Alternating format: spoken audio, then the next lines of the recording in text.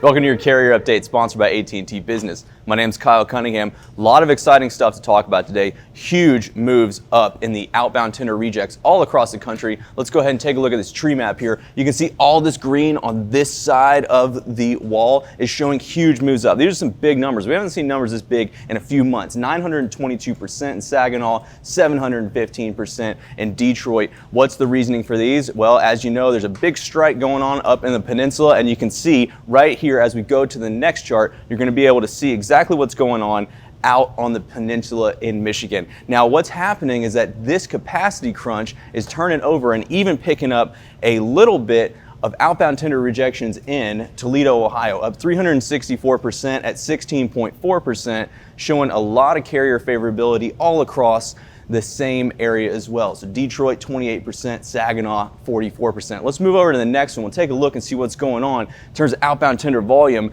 out on that peninsula. You can see here Saginaw, extreme moves upwards. Also white line here, Detroit, orange line, Toledo, and the yellow line, Grand Rapids, all moving upwards. Toledo staying a little bit flat, but still, if you have capacity up in that area, take a look and see what's going on. You might find yourself an advantage. Look at this map. Bright blue, meaning advantages for you, the carrier. Let's go ahead and take a look in the next chart, seeing what's going on. South Bend, Indiana. Right nearby, what's happening? You've got an outbound tender reject increase of 4%, 70% overnight, up to 9.7, approaching that 10% carrier favorability. And you can see here on this heat map, the outbound tender rejects by lane, all the big rejections are heading from South Bend into Saginaw, Detroit, Toledo, Grand Rapids. So once again, this capacity crunch is spilling over into other markets. So let's take a look at the next chart, move over a little bit on the other side of the country, Augusta, Maine. The tender lead time, no change on that one. 3 days to cover up on that peninsula in Maine.